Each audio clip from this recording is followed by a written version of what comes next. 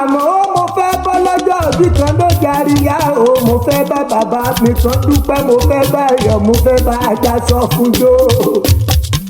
Ẹnjìnìà Dáúdà Adegbenro CEO Travelers tó kárí ayé òkú ọdún ó sì kú àṣeyẹ lágbára ìlọ́wọ́ ọba oníkanjú kú láyé. Happy birthday to you o lágbára ìlọ́wọ́ ọba apẹ́ títí láíláí. Gbogbo ẹgbẹ́ fíbà ìpínlẹ̀ Ondo ló gbé ní ìdébí lábẹ́ ṣàmánù wa Ọlọ́run Fẹ́mi ogun tí wàá ṣe àríre má bọ̀ ló pé kí n wá kí ẹ kú ọdún o. Wọ́n ní ṣé mo rádégbèrò tí mo rí hùn wọ́n ní bàbá rere ló jẹ́ sẹ́gbẹ́.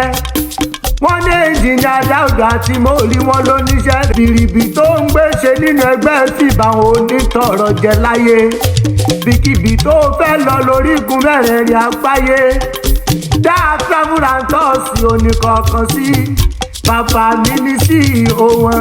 Kánádà ló fẹ́ lọ ní Amẹ́ríkà ní London ní abó fẹ́ lọ sí Germany. Dá Travelers ní kò kàn sí. Ọwọ́ wọn nílẹ̀ kí ti wà lágbára ìlọ́wọ́ bàbá mọ́ ojú ọ̀ṣẹ́ láyé. Ìwọ ní ilé bàbá rẹ̀ ìwọ ni ọ́.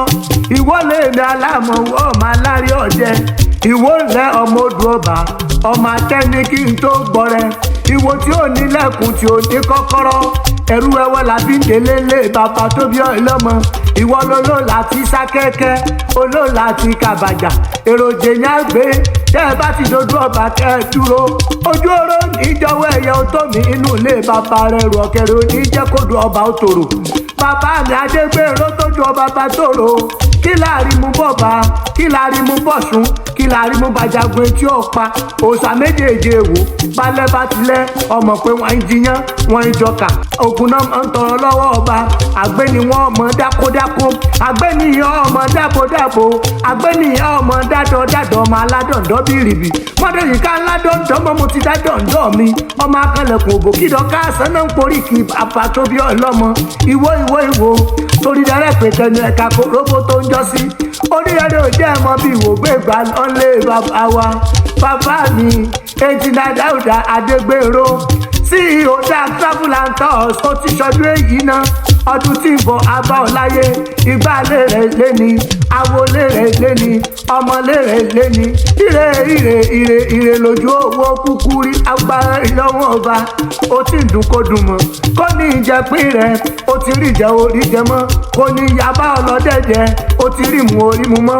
bówá òdélé kò ní bọ̀ ikú òjijì kò ní ìyálé rẹ̀ ọjọ́ tètè ń palẹ̀ òní sílé ọjọ́ tèbí bá ń pọ̀ náà òní rìnà. Happy birthday to you o ẹnjìnìà Dauda Adegbenro CEO Travelers lágbára ìlọ́wọ̀n ọba oníkanjú kú gbogbo ẹgbẹ́ fíbà nípínlẹ̀ Ondo lábẹ́ ṣàmánù wa Ọlọ́run Fẹ́mi òkùtù àṣẹ àríre má kọ̀ wá ló pé kéde alámọ̀wọ́ ọmọ alárẹ̀ ọjọ́ mọ́ kí ọkú ọdún.